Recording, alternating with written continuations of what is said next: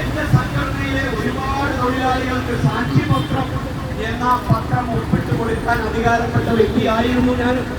എന്നാൽ ആ ചേച്ചി സാറേ എന്നോടല്ലാട്ടോ, എക്സിക്യൂട്ടീവ് ഓഫീസർ, ജില്ലാ എക്സിക്യൂട്ടീവ് ഓഫീസർ, സാറേ എനിക്ക് വയസ്സ് 62ആയി, പെൻഷൻ അനുവദിക്കേണ്ട സമയം കഴിഞ്ഞു, പക്ഷേ ഒരു രേഖയും എന്റെ കയ്യിലില്ല.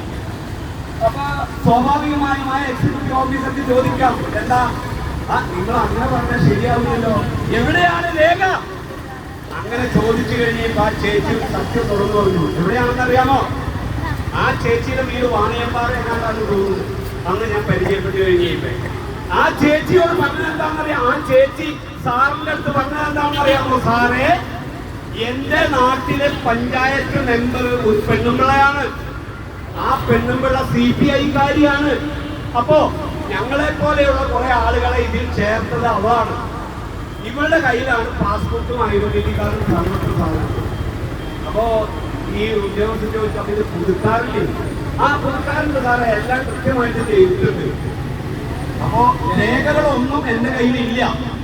അപ്പോ ഞാൻ എന്നിട്ട് അവസാനം പുറത്തു വന്നു കഴിഞ്ഞപ്പോ ഞാൻ എന്റെ ചേച്ചി എന്ത് ജോലിയാ ചെയ്യുന്നേ എന്ന് ചോദിച്ചു. ആ സ്ത്രീയോട് ചോദിച്ചു കഴിയുമ്പോ ആ ചേച്ചി പറയാണ്, എന്റെ പൊന്നു സാറേ, ഞാൻ കുടുംബ തൊഴിലുറപ്പ് പദ്ധതിയിൽ ജോലി ചെയ്യുന്നതാണ്.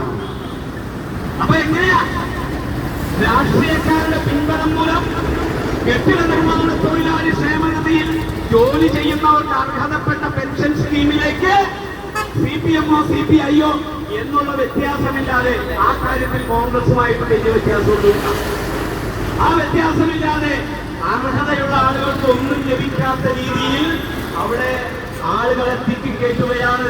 എന്താണ് അതുകൊണ്ടുള്ള ഗുണം? ആ ഗുണം കൂടി ഞാൻ പറഞ്ഞുതരാം. വർഷാവർഷം ഒന്ന് പുതുക്കുമ്പോൾ, വർഷാവർഷം ഒന്ന് പുതുക്കാൻ വേണ്ടിയിട്ട് ഒരു സാക്ഷ്യപത്രം ഒപ്പിട്ട് കൊടുക്കണം ട്രേഡ് യൂണിയൻ ഉത്തരവാദിത്ത